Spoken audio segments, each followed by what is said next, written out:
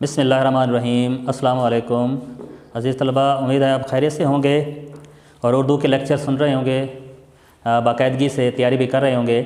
اور پیپر عزیز طلبہ آپ کے بہت کام آ رہے ہیں، پیپر جو ہے نا پہنچایا کریں، جو ہے نا پیپر جو آپ کو ویکلی سلیبس کا جو ہے دینا پڑتا ہے، وہ حل کرنے کے بعد جو ہے نا کائنڈلی آپ اسے سبمٹ کرائیں آفس میں آ کر، ٹھیک ہے نا۔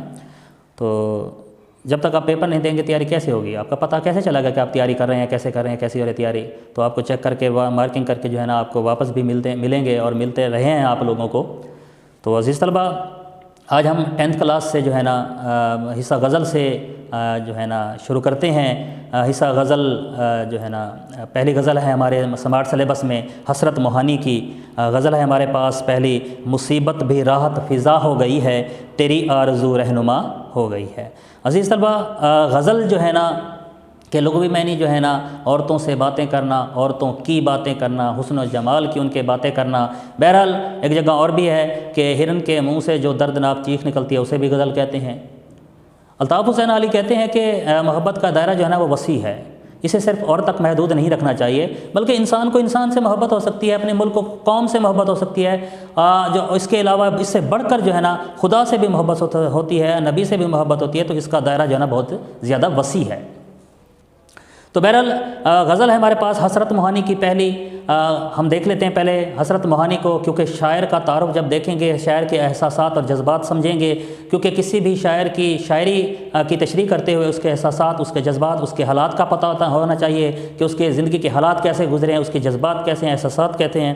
تو حسرت موہانی جو ہے نا ان کا زمانہ جو ہے نا عزیز طلبہ 1875 سے لے کر 1951 تک کا ہے۔ تو یعنی کہ اس کا مطلب کہ 1875 میں پیدائش ہوئی آپ کی اور 1951 میں آپ جو ہے نا وفات پا گئے تھے۔ ایک بہترین شاعر گزرے ہیں عزیز طلبہ۔ حسرت موہانی کا اصل نام تھا سید فضل الحسن، اور ان کا جو ہے نا تخلص ان کا جو تھا نا وہ حسرت تھا۔ یہ اپنے جو ہے نا شاعری میں حسرت کا تخلص استعمال کرتے تھے، اور تخلص جو ہے نا شاعر جو شاعری میں اپنے نام کا انتخاب کرتے ہیں، لکھتے ہیں شاعری میں، اسے تخلص کہا جاتا ہے۔ آپ یو پی کے قصبے موہان میں پیدا ہوتے ہیں۔ یو پی اتر پردیش ایک صوبہ ہے انڈیا کا، اس کا قصبہ ہے جو ہے نا موہان، اس لیے آپ کو موہانی کہتے ہیں اور اسی نسبت سے موہانی کہلائے۔ MAO کالج علی گڑھ سے BA کیا، اور اس کے بعد کچھ عرصہ ادبی رسالہ ایک نکلتا تھا اس دور میں، اس کا نام تھا اردو معلیٰ، نکالتے رہے۔ پھر ان کی باغیانہ تحریروں کی وجہ سے جو ہے نا انگریز حکومت نے یہ رسالہ بھی بند کر دیا تھا۔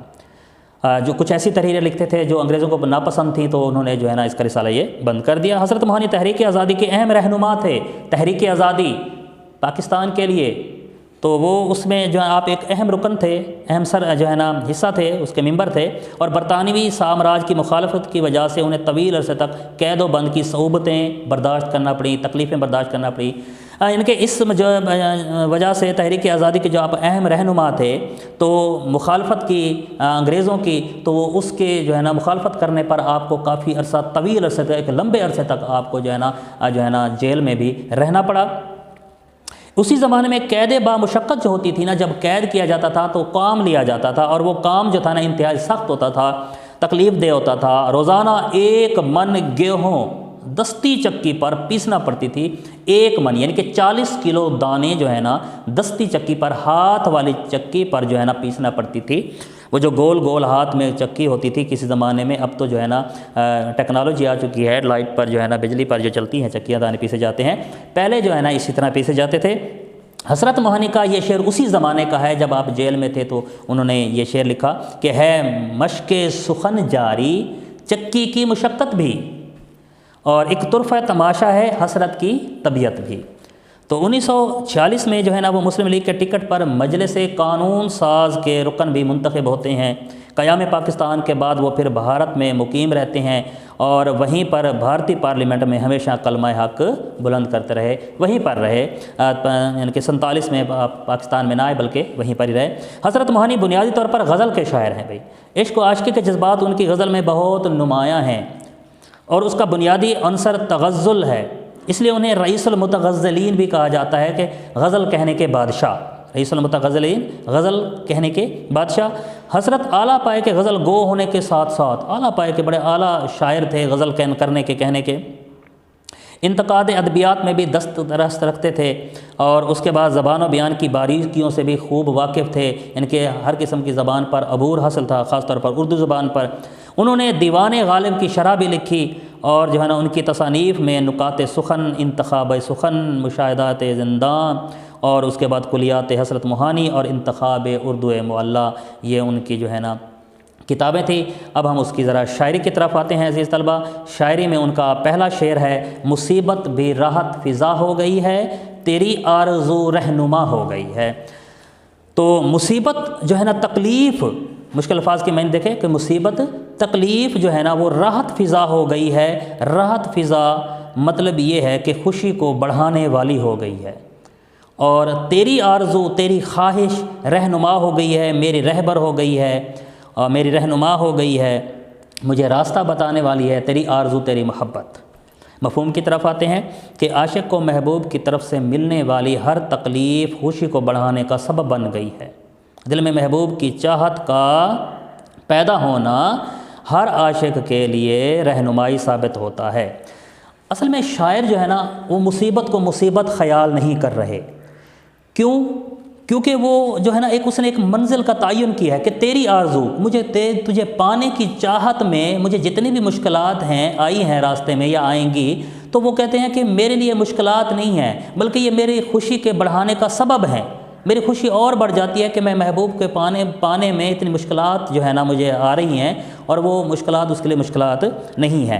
تو رئیس المتغزلین کے عظیم لقب کے حامل شاعر، جنہیں زمانہ حسرت کے موہانی جو ہے نا حسرت موہانی کے نام سے جانتا ہے، وہ تشریح طلب شعر کے پہلے مصرعے میں محبوب کی طرف سے ملنے والی ہر مشکل اور تکلیف کو اپنے لیے باعث راحت گردانتے ہوئے خوشی کا اظہار کرتے ہیں۔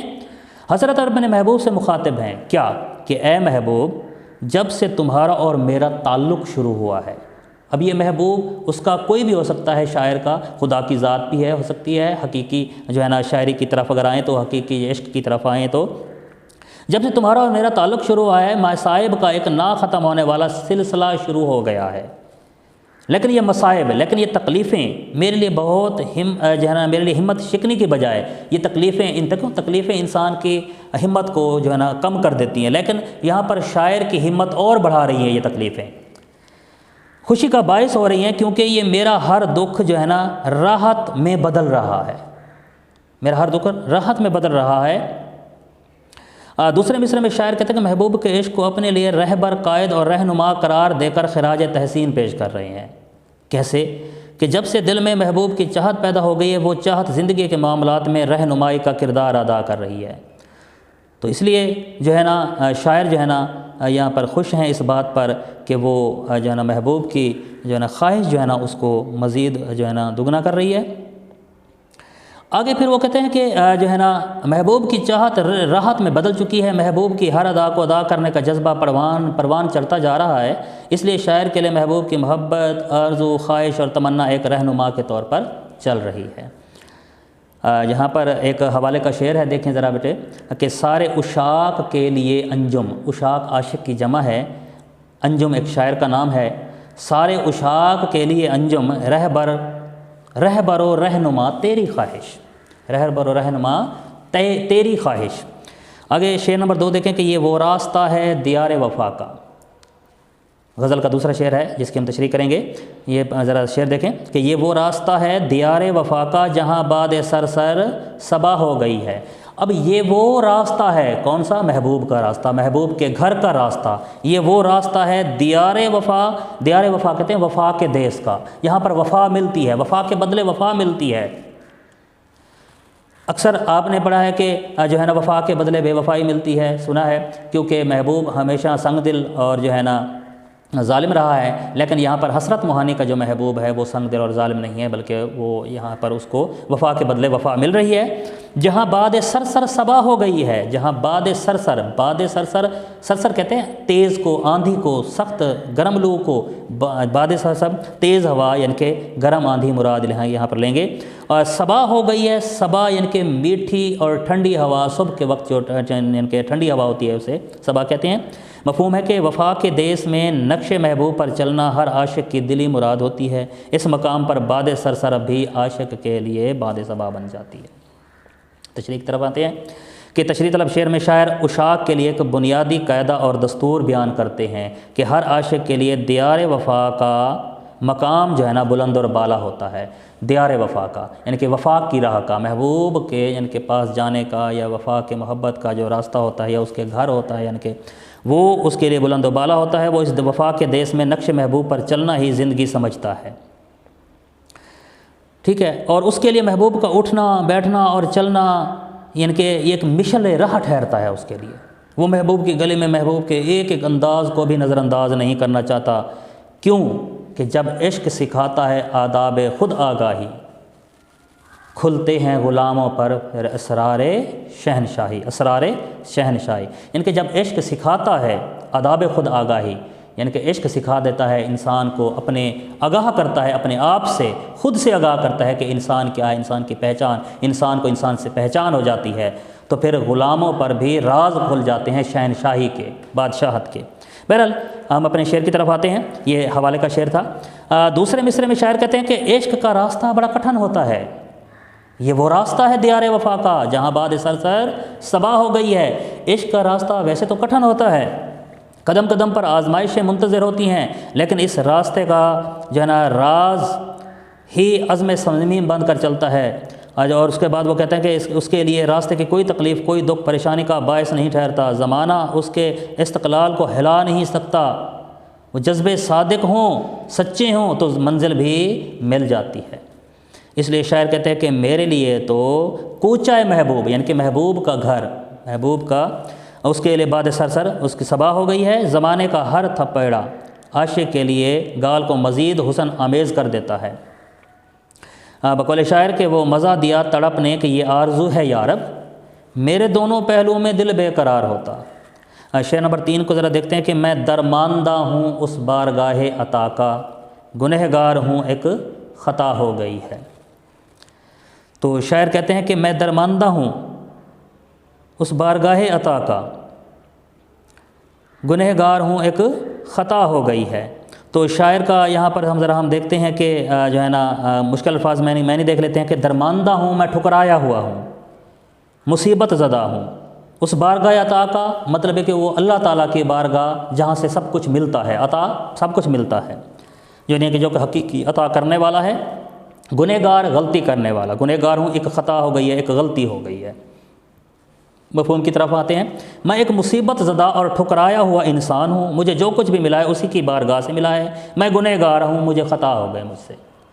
تو یہ اصل میں جو ہے نا شاعری اس شعر جو واقعے کی طرف اشارہ کیا ہے، جو ہے نا جو حضرت ابراہیم علیہ السلام کو جب اللہ تعالیٰ نے پیدا فرمایا تھا اور ابلیس کو سجدہ کرنے کا کہا تھا، ابلیس منکر ہو گیا تھا تو اسے شیطان بنا دیا گیا، اور اللہ تعالیٰ نے جو ہے نا جنت میں بھیج دیا تو وہاں پر غلطی ہو گئی، ایک پھل کھا لیا حضرت جو ہے نا آدم علیہ السلام نے، تو اللہ تعالیٰ نے اسے حضرت آدم علیہ السلام کو جو ہے نا دنیا میں بھیج دیتے ہیں، پھر جو ہے نا توبہ بھی سکھاتے ہیں، اس کی یعنی کہ توبہ قبول کی جاتی ہے، اور اس طرح سے اس واقعے کی طرف اشارہ کرتے ہیں شاعر، وہ اس لیے شاعر یہاں پر وہ کہتے ہیں کہ اسی آدم سے ہم آدم انسان ہیں کہ میں درماندہ ہوں اس بارگاہ عطا کا، میں بچھڑا ہوں اس قافلے کا بچھڑا ہوا ہوں، بس ایک گنہگار ہوں، ایک خطا ہو گئی ہے۔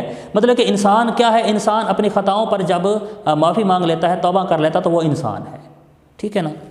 تو شیطان کون ہے؟ جو غرور کرتا ہے گناہ کر کے۔